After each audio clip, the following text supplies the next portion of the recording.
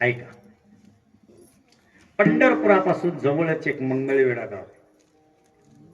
त्या मंगळवेढ्याला अनेक संत झाले. मी सगळ्याचं चरित्र सांगत नाही.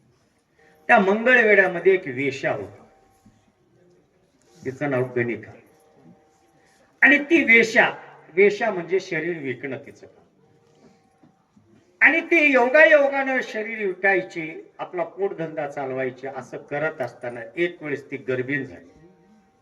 आणि गर्भीण झाल्यानंतर 9 मास तिला निघून गेले. एक कन्या जन्माला आली. आणि ती कन्या जन्माला आल्यानंतर ती जन्मली. तिचं नाव कानोपात्रा ठेवलं. आणि कानोपात्रा नाव ठेवल्यानंतर तिला सांभाळ करायला लागली. पण आपला व्यवहार तिनं सोडली नाही, कारण तिनं आपलं शरीरच विकायची वेश्या. आणि ती शरीर विकायची, श्रीमंताच्या समोर नाच गाणं करायची, असं तिचं काम. पण तिनं काय केले, 12 वर्षापर्यंत आपल्या बाळाला सांभाळलं. पण तिने एक पत्ते केली. कोणतं माहिती? तिनं आपल्या मुलीला कधी त्या नृत्यांगणा शाळेमध्ये नेली नाही.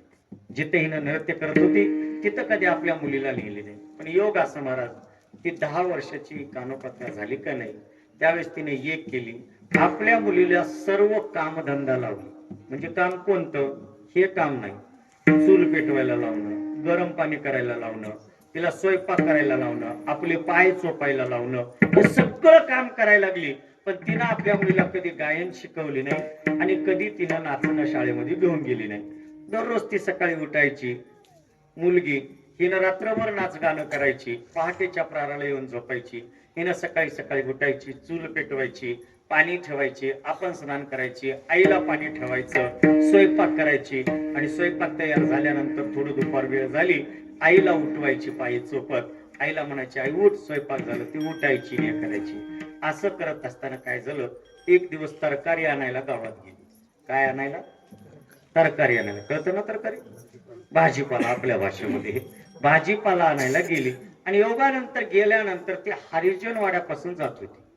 आणि त्या हरिजन वाड्यामध्ये एक विष्णू भक्त राहत होते. त्यांचं नाव काय सांगा ना हो. मी गावचं नाव सांगितलं, तुम्ही संताचं तर नाव सांगा. चोकोबा. आणि चोकोबारा ह्या त्या गल्लीमध्ये राहत होते, हरिजनवाड्या गल्लीमध्ये. आणि त्या गल्लीतून तिने जात असताना माझे चोकोबारा या पांडुरंगाचं गीत गात. आणि पांडुरंगाचं गीत गात असताना ते कायेनं, वाचेनं, मनानं, देहानं आणि आत्मशुद्धी करून त्या भगवान परमात्म्याचं गुण गात होते. गोड तुझे रूप, गोड तुझे नाम, ऐशे देई प्रेम साई. अशा आनंदाने गीत गात होती. हे चालली होती महाराज. आपलं गीत नव्हतं, चोकोबराची वाचा होती. मधुरा वाणी तुका म्हणे. आणि योगायोगानं तिला ते कानावर पडलं. आणि तिनं पुढे न जाता चोकोबराच्या घरात प्रवेश केला आणि समोर बसली. पण चोकोबराची अवस्था काय झाली होती माहिती आहे का? ज्याचं गीत गात होते ना, त्याच्या गीतामध्ये रंगले होते. रंगला या रंगी, कारण त्या रंगामध्ये रंगले होते. आणि ते समाधी सुखामध्ये गेले होते. कसे? तुका म्हणे नेत्री केली ओळख,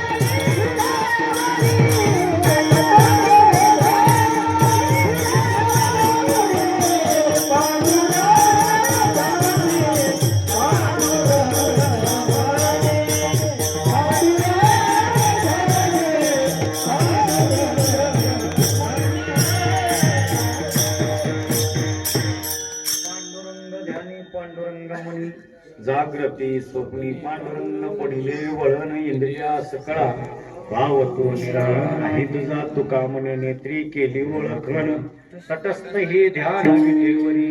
अशा ध्यान अवस्थेमध्ये ती तिथंच बसली आणि ज्यावेळेस समाधी संपली ना त्यावेळेस तिनं महाराजांच्या चरणावर वंदन केली. तिनं म्हणले अगं तू कोण आहेस? तिने सांगितली मी कोणी करायना बाबा, पण मी तुमचं दर्शन घेतले आणि या कानाला आज भरून समाधान झालं हो. फक्त एक सांगा बाबा, तुम्ही ज्याचं ध्यान केलं त्याचं रूप कुठे? त्याचं रूप कुठे? त्यावेळेस चोखोबारीने भगवंताचं रूप दाखवलं महाराज. डोळे भरून पाहिल्यानंतर मनामध्ये साठवलं आणि साठवून सने ती बाहेर आली, वंदन केलं आणि पुन्हा सांगितली बाबा मी उद्या येऊ का? त्यांनी सांगितलं अगं तू आहेस तरी कोण? त्यावेळेस तिनं सांगितली मी नृत्य करणारी जी गणिका आहे तिची मुलगी आहे. तुझं नाव काय? काना आहे म्हणे. कानोबा. तिनं सांगितलं काना बाळा येत जा आपण दर्शन घेऊ जाऊ, कारण मी दीन कुटुंबातले. मी कोण्या कुटुंबातलंय? दीन कुटुंबातलंय. मी यातीही नाही, मी ढोर वडणार आहे. मेलेले ढोर वडणं माझं काम आहे. तू माझं दर्शन घेऊ नकोस. तिनं सांगितली बाबा ज्याला तुम्ही पाहिलात ना त्याला मी पाहिले आणि त्याला पाहिल्यानंतर एकच झाले म्हणे माझी जातीचे मज भेटो कोणी. मला नाही म्हणे तुका म्हणे भलते याती, फक्त एक आहे विठ्ठल चित्ती तो धन्य. बस तुमच्या हृदयात माझा परमात्मा राहतो ना बाबा, बस त्याच तुमच्यातून दर्शन घ्यायचंय. मी रोज येत जाईल. आणि ती दररोज तरकारीला यायला लागली, जायला लागली. एक दिवस काय झालं माहित आहे का? स्वयंपाकाची तरकारी घेऊन गेली. आईला डोळा लागलेला होता, स्वयंपाक करायला लागली आणि स्वयंपाक करत असताना तिनं ते गीत गायला लागली आणि गात असताना गोड आवाजात म्हणायला लागली बोलावा विठ्ठल, पहावा विठ्ठल, करावा विठ्ठल जीवे भावी.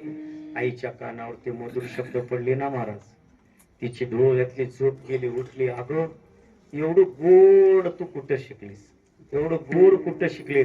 तुला तर मी मग गायन शाळेमध्ये येऊ दिलं नाही, नृत्य शाळेमध्ये येऊ दिलं नाही, तू शिकलीस कुठं? आई जरा डोळे उघड ना, ते समोरच्या गल्लीला बघ म्हणे.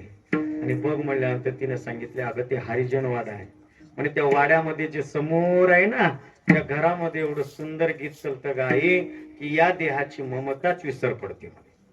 एवढं गोड चालतं. आईनं सांगितलं बरं झालं, योगानं हे नृत्य करायला लागले. बिदरचा बाबा बादशाह आणि मंगळवेढ्याला गेला का? कारण त्या मंगळवेढ्याला एक सुभेदार होते, त्यांचं नाव होतं दामाजी पंत. त्यांचं नाव काय होतं? आणि त्या दामाजी पंतांचं आजबी मंदिर आहे. कुठं? तिथं मैलारला भगवान परमात्मा तिथं. आणि तिथं ऐका आणि त्या दामाजी पंताच्या भेटीला गेले. दामाजी पंत भगवंताचं चिंतन करत होते. ही बालिका नेमका असणारा राजा तिकडून येत होता आणि हिने तरकारी आणायला सांगितले. राजा आणि तुर्क राजा, तुर्क म्हणजे कळतं ना, मुस्लिम राजा, त्याची बुद्धीच भ्रष्ट असते. मला 3 कारणे वृत्ती भ्रष्ट व्हायला. एक सुरापान, एक मांसाहार आणि एक विचार. जर याच्यात आपण असू तर आपण सुद्धा तुर्कच. कळालं तर कळा, न कळतं सोडून द्या. कशात? सुरापान करणं, मांसाहार करणं आणि दुष्ट बुद्धीचा विचार करणं. कारण मांस खाल्ल्यानंतर सुरापान करावाच लागतो आणि सुरापान करत असताना मांस खाल्ल्यामुळे बुद्धी भ्रष्ट होऊन जाते आणि बुद्धी भ्रष्ट झाली की पाप केल्याशिवाय राहत नाही. राजा तसा तल्लीन झालेला योगायोगानं ही 12 वर्षाची मुलगी चाललेली पाहिली. राजानं पाहिला, दामाजी पंताकडे गेला आणि दामाजी पंताला भगवंताचं चिंतन करत होते. त्याला विचारलं मग अशी आम्ही कन्या पाहिली, ती कोण आहे? त्याने सांगितलं महाराज ती वेश्याची मुलगी आहे. कोणाची? वेश्याची मुलगी. वेश्याची मुलगी म्हणल्या तर त्यांना सांगितलं बरं झालं, एक तर वेश्या आणि वरून तिची मुलगी. आपली इच्छा पूर्ण झाली म्हणे.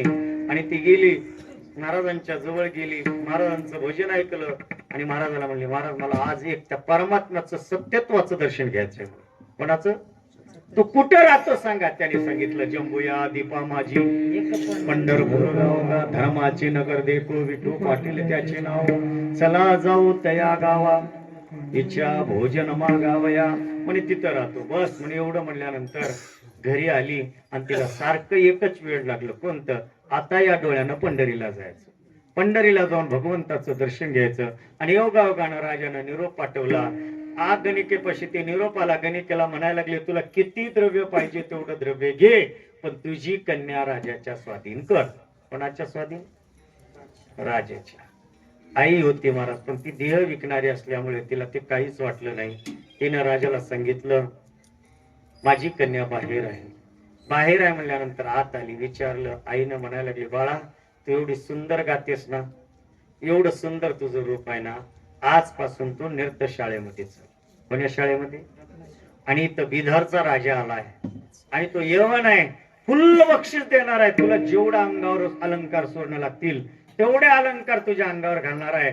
आज तू तर ती नृत्य कर आणि तुझ्या या मुखातून असणारं गायन कर. तिनं सांगितले, आई प्राण गेला तरी त्याच्या समोर नाचेल.